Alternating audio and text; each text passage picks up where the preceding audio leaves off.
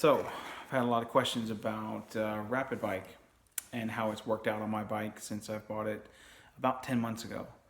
I have the Rapidbike Racing ECU. I don't have the Evo or the basic one. I can't remember exactly what that's called. I have the full-on one. This cost me $775 from hustlehardracing.com. The guys over there recommended it, and I have to say that it has lived up to expectations. I also bought the My Tuning module. Now, one thing I'll notice about Rapidbike is they have these modules, okay? So the racing ECU gives you basically unlimited fueling tuning. Unlimited, meaning you can do anything within the map from 0 to max RPM, which in this case is 14,000 RPMs, which is a bump up from stock ECU. You get ignition timing, you get engine braking tuning in 1% increments from 0 to 100%. Now, caveat on that, that does not mean that when you set it at 0% that now you have zero engine braking. If you understand how engine braking works, it can't do that without having some other effect on the bike. For instance, the way some people engine brake is they have in this bike it has YCCT, so Yamaha chip control throttle is what it's called, and it basically means that you have a throttle by wire throttle, essentially. So something like this or any other engine braking system could use that to sort of crack the throttle blades open or keep them open instead of, so when you shut off, they don't go all the way off, and that creates engine brake. They will maybe come down and sort of stop, and then your adjustments in there will determine where that ends up.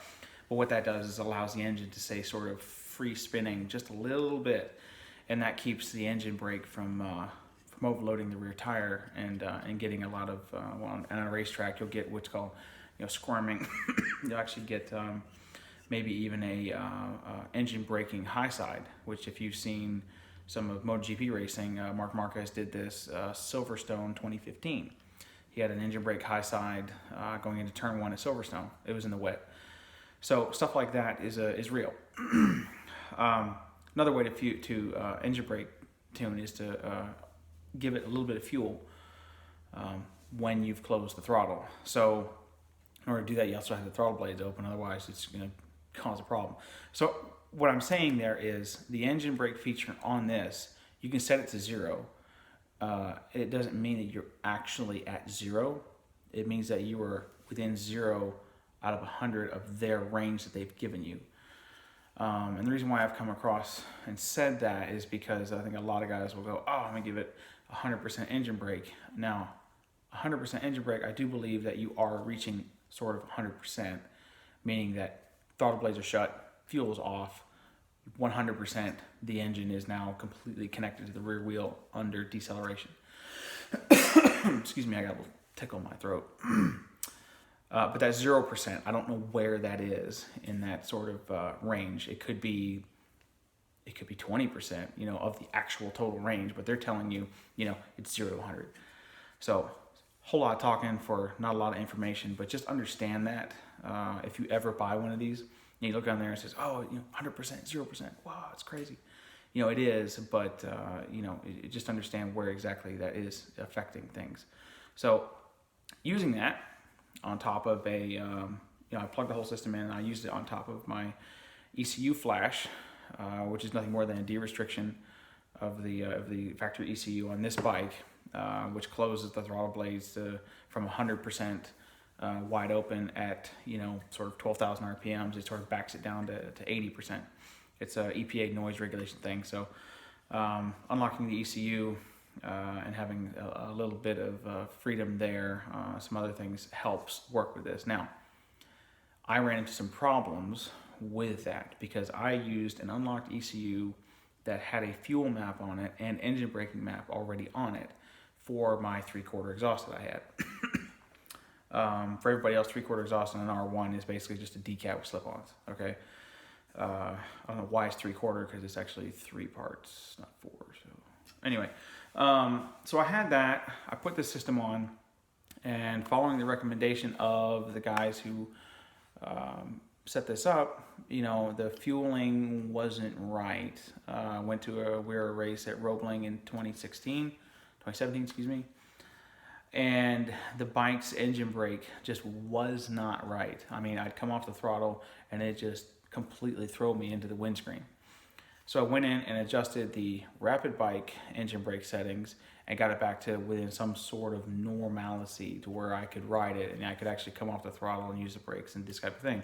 And have to actually think about what I was doing, which is very important when you're trying to sort of compete and go fast. The other problem I had was because I had a fuel map already on the bike and then put another map on top of it, the actual fueling for the initial touch of the throttle was off. This is neither Rapidbike's fault and it's not the ECU flash's fault. My fault for not paying attention to these type of things and going, okay, let's put a zero fuel map on this and let's let the auto tuning module called My Tuning, let's let that tell me where it wants to be in the range that's already on the ECU. So that's my mistake. And that led to some confusion on my part. I played around with the system a little bit on some other track days and just couldn't get it to work right because I didn't know what I was doing. I think the system is fantastic. I think how you use it is perfectly fine. There's a little bit more setup into it than a Power Commander, for instance, or a Bazaz, and I've had both.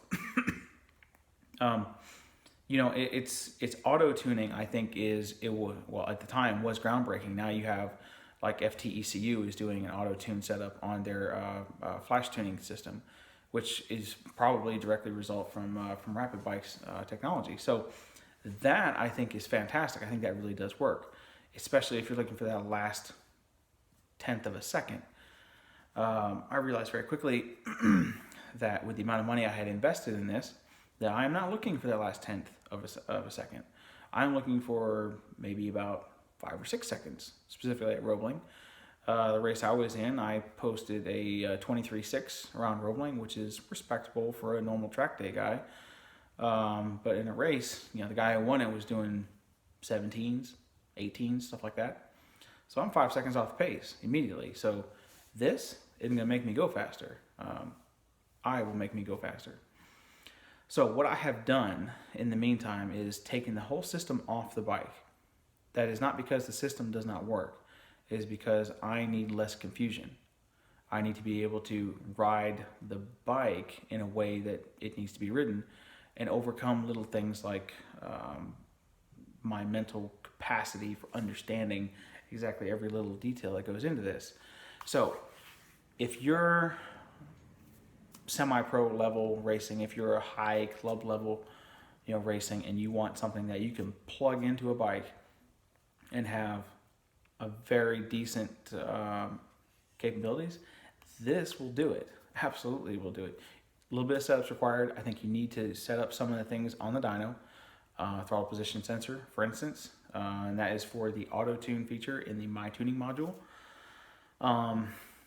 Speaking of modules, the My Tuning module, which I have here, so you know I have it.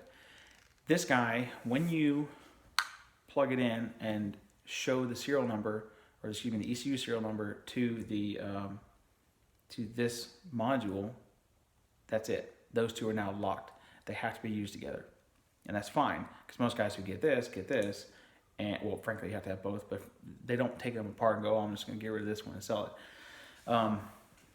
Side note, you can have 4 of those My Tunings modules attached to this ECU, and what that means is on inline 4 you can tune every cylinder, and you can do it in auto mode, which means that you can tell every cylinder 1, 2, 3, 4, because inline 4, I want cylinders 2 and 3 to run a couple tenths richer because they're inboard on the motor, and maybe I'm trying to cool the motor slightly, some little tricks that I've heard dyno guys talk about, legitimate shops, talk about and explain. So anyway, bottom line is it's very comprehensive, maybe too comprehensive for me. So I have pulled the system off. I might even put it up for sale because I'm just not at that level yet. and I'm okay admitting that. I have got my hands on a YEC system, which I know some people might look at that and go, well, it's kind of the same thing. And yes, it does do the same functions, but just not in as much detail. For instance, YEC tunes every 1,000 RPMs for fuel and ignition. Rapidbike tunes every 300. So you get about 33% more, you get about 300% more tuning capabilities as far as in the map. If you guys don't really understand why that's important, is the first touch of the throttle is important, because now instead of having sort of a big area that you're trying to dump fuel in and then another big area and you try to tie those two together, well, within all that, that's 2,000 RPMs on a YEC ECU. That's a lot of movement for the motor, and you're trying to tell it with two adjustments, how to be.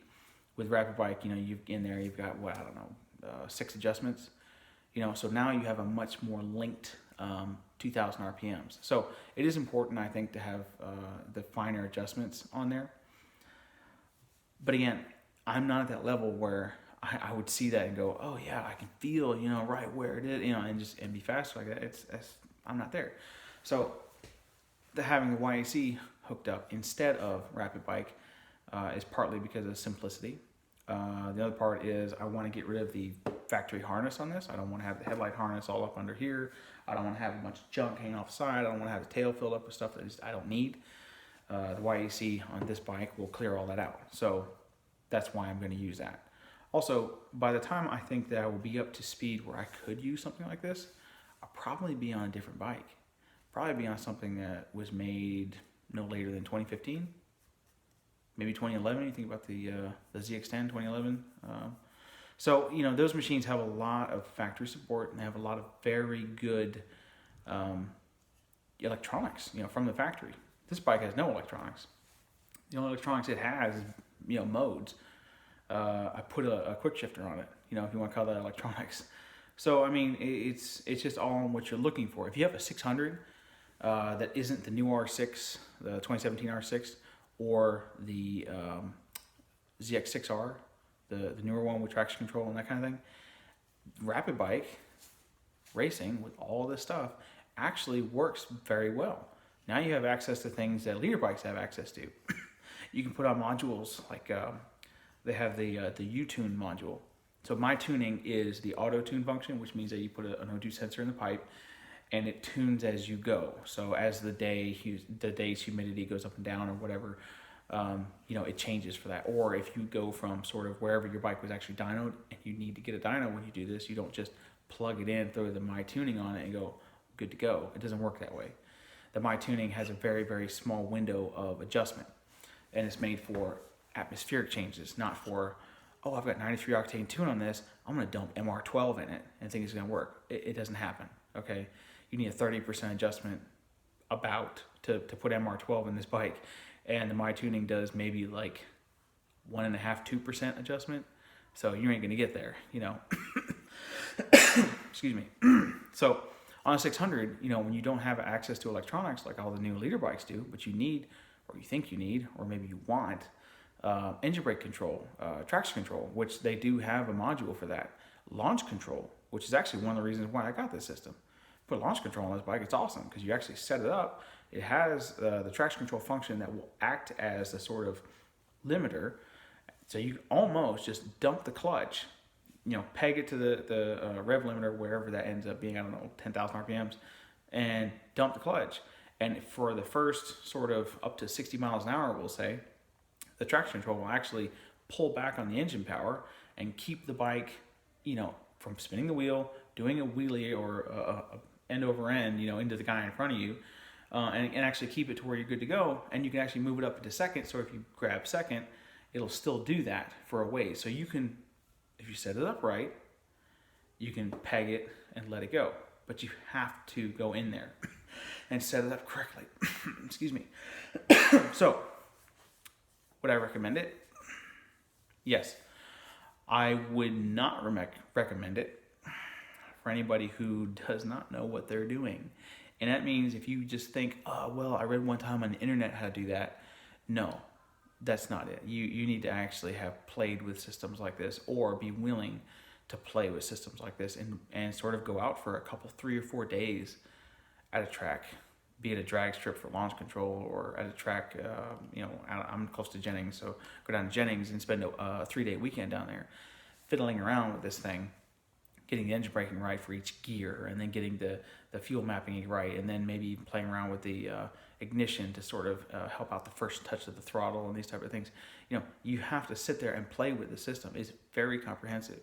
Okay, it's not something you just jump into, press a couple buttons, and hit play, and you're good to go.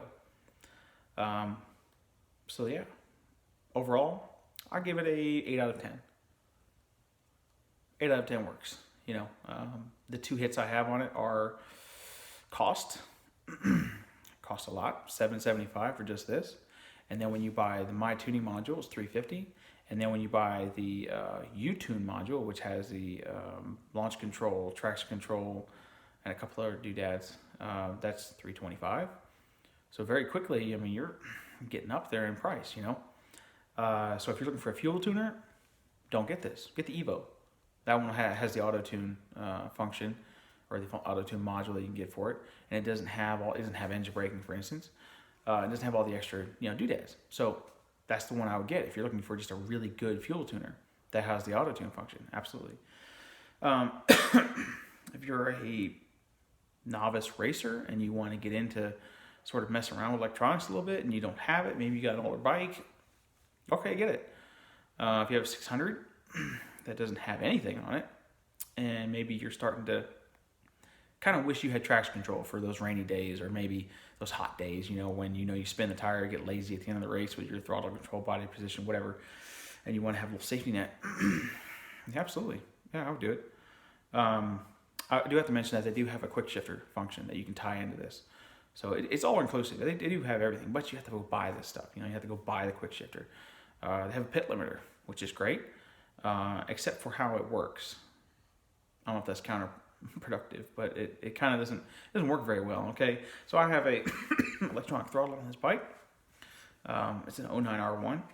So when I have a pit limiter on, flip the switch, roll into pit lane, I'm in second gear or first gear, whichever.